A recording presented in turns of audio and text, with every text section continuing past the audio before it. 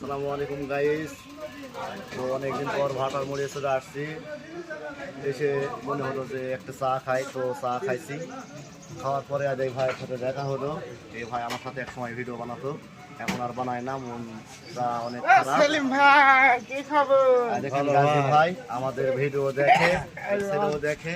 একটা বিড়ি দাও তো ভাই। এই যে ভাই ভাই দিলাম। এখন কিছু বলেন আপনি।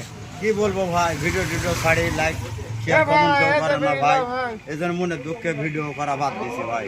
তাই নাকি? যেটা সত্যি কথা সেটাই। আরে ভাই ধৈর্য, ফেসবুকে থাকতে হলে ধৈর্য ধরে থাকতে হবে, বুঝতে পারলে? এ ভাই বিড়ি দাও।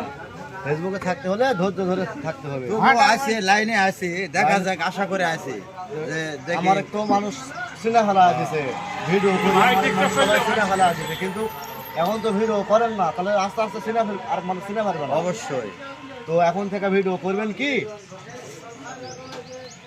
দেখছি আইডি ভালোই, খালি আস্তে আস্তে উপরে আইডি উঠছে। গ্রো ভালোই। হ্যাঁ, তো এখন ভিডিও করবেন সেটা বলেন। এখন থেকে আবার শুরু করব, আর এই ভুল করব না।